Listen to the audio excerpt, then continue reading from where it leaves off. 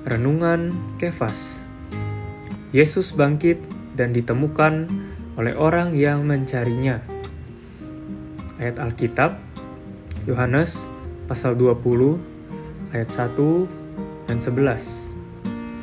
Pada hari pertama minggu itu, pagi-pagi benar, ketika hari masih gelap, pergilah Maria Magdalena ke kubur itu, dan ia melihat bahwa batu telah diambil dari kubur.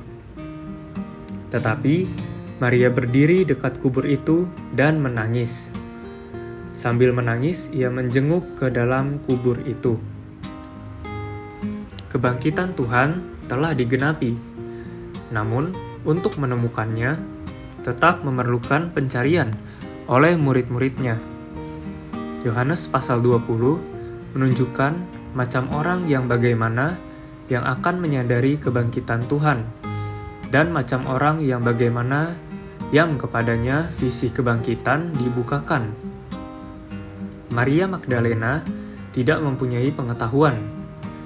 Ia secara mutlak di dalam hayat dan sama sekali tidak di dalam pohon pengetahuan. Ia tidak memiliki banyak pengetahuan.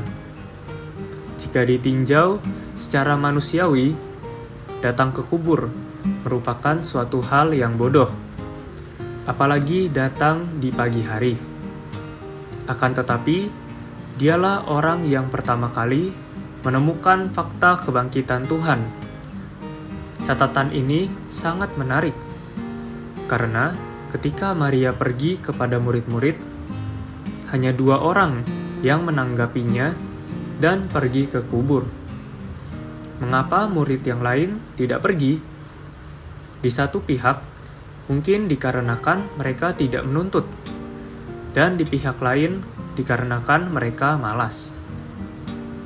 Hanya Petrus dan Yohanes yang lari ke kubur untuk melihat apa yang telah ditemukan Maria. Maria, saudari itu, tetap tinggal karena ia masih ingin menunggu, melihat, dan mengharapkan. Ini menyebabkan Maria memperoleh pengalaman atas kebangkitan Tuhan. Karena Tuhan menyatakan dirinya kepadanya, Maria bukan saja menerima fakta, tetapi juga memperoleh pengalaman. Ia merupakan orang pertama yang mengalami kebangkitan Tuhan. Sobat Kefas, mungkin Tuhan Yesus sendiri tidak bermaksud untuk menjumpai murid-muridnya. Sebagai buah sulung kebangkitan, dalam kebaruan dan kesegarannya, ia harus dipersembahkan kepada Bapa. Ia seharusnya tidak dijumpai oleh orang lebih dulu, kecuali oleh Bapa. Tetapi dikarenakan oleh kesungguhan hati serta pencarian oleh saudari ini, Tuhan Yesus tidak dapat tidak menemuinya. Jika kita ingin melihat lebih banyak perihal Tuhan, kita harus mempunyai persekutuan yang lebih banyak dengan Dia. Terang hari ini. 1. Bagaimanakah hati kita terhadap Tuhan?